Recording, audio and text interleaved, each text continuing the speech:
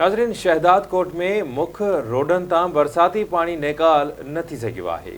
इन हवाले सां रिपोर्ट करियो आहे शाहिद अहमान। ताज़ी बरसात जंहिं पूरी सिंध के ॿोड़े छॾियो आहे, उते ई शहदाद कोट शहर पिणु सख़्तु मुतासिर थियो आहे। शहर जे अक्सर इलाइक़नि में पानी बीठल आहे, जंहिं करे कचा घर किरजी पट पइजी रहिया आहिनि। उते ई शहर जा मेन रोड पिणु पाणी हेठां आहिनि। मुख़्तलिफ़ रोडनि ते बीठल पाणी बाबति शहरनि आवाज़ टीवी सां ॻाल्हाईंदे चयो आहे त पाणी जे निकाल लाइ इंतिज़ामिया के बि जोगा उपाउ न पई वठे। वेठा आहियूं, सरकारी मिल्कियतूं बचाइनि था, ख़ानगी मिल्कियतूं ॿोड़िनि था। पैसा फंड माण्हुनि खे मिलनि त को असांजा रोज़गार बि हलनि, को तकलीफ़ दूर बि थिए ऐं पानी बि निकिरे त को तकलीफ़ दूर थिए, को रोज़गार कयूं। बाक़ी त वांदा वेठा आहियूं, हाली त ख़र्च गिची में आहिनि। जेके वीचारा मुलाज़िम मूं वटि पघार ते आहिनि, उन्हनि खे मां बेरोज़गार नथो करे सघां। चवां थो छा बेरोज़गार कयां उन्हनि खे। हेॾो पाणी हले थो, सभिनि खे चयोसीं माना कोई बि का शइ नथो करे जी, न कोई बि न आयो आहे। हितां निमाज़ वारा टपी था वञनि, हे मस्जिद आहे, हुननि खे बि फेंगा लॻनि था, उहो बि ग़रीब वापसि मोटी था अचनि।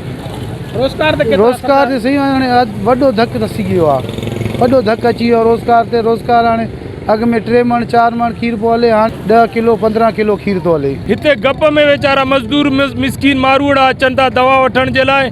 असां पुरज़ोर अपील था कयूं TMO खे, जेके ॾिहाड़ी ते माण्हू असांखे ॾियनि, असांजी नाली ख़ाली कराए ॾिए, असां ॾिहाड़ी बि पंहिंजे तरफ़ों भरींदासीं।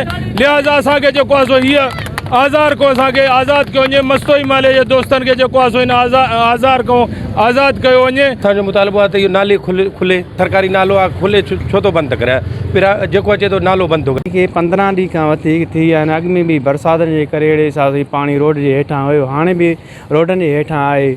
मुसलसल अहिड़े हिसाब सां हिनखे न इंतिज़ामिया अचे थो, न वरी म्यूनिसिपल वारो अचे थो, न वरी ॿियो कोई अमलो अचे थो हिनखे सफ़ाई करण लाइ।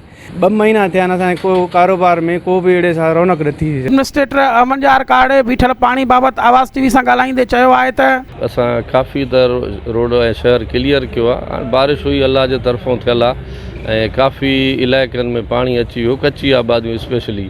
भई मेन रोड आहिनि 2, उते प्रॉब्लम असां सां आहे। उहो इन करे आहे त असांजो कोटू मोटू चौक वारो रोड इहो 4 दफ़ा असां क्लियर करे चुका आहियूं। तव्हां बि शायदि ॾिठो हूंदो त उते हाणे इहो आहे त असांजा जेके बि इदारा आहिनि सभिनी जो पाणी निकाल जो इते ई सिस्टम आहे। जो चवणो त रोडनि ते पाणी बीहण करे रोज़गार सख़्तु मुतासिर थियो आहे, जंहिं करे दुकाननि जी मसवाड़ समेत मुलाज़िमनि जी पघार ॾियण बि सख़्तु मुश्किल थी वई आहे।